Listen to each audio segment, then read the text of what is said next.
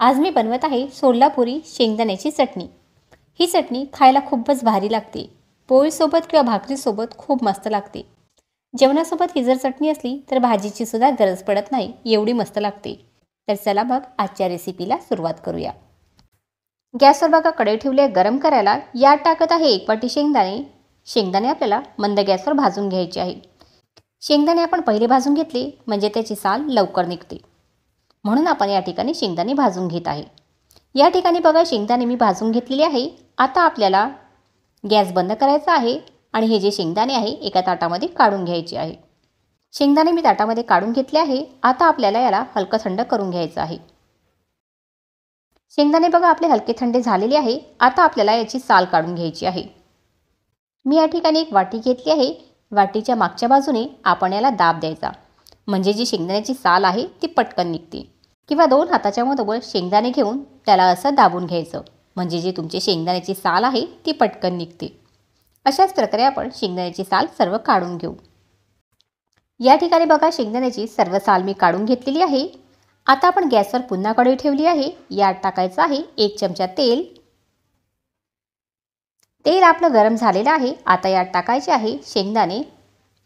सर्व शेंगदाणे मी यामध्ये टाकून घेतलेले आहे। आता आपल्याला यात टाकायचं आहे 1 चमचा जिरं आणि आता टाकत आहे 15 ते 20 लसणाच्या कळ्या। याला आपल्याला छान भाजून घ्यायचं आहे। गॅसचा जाळ मंदच ठेवायचा। मंद गॅसवरच आपल्याला आपले शेंगदाणे आणि लसूण छान भाजून घ्यायचा आहे। जोपर्यंत आपल्या लसणाचा गुलाबी रंग होत नाही तोपर्यंत आपल्याला याला छान भाजून घ्यायचं आहे। त्या ठिकाणी बघा लसणाचा कलर गुलाबी झालेला आहे आणि आपले जे शेंगदाणे आहे त्याचा सुद्धा कलर बदललेला आहे। आता आपण या ठिकाणी गॅस बंद करायचा आणि याला पूर्णपणे थंड होऊ द्यायचं। आपलं हे मिश्रण बघा पूर्णपणे थंड झालेलं आहे। आता आपण याला मिक्सरच्या भांड्यामध्ये घालून घेऊ।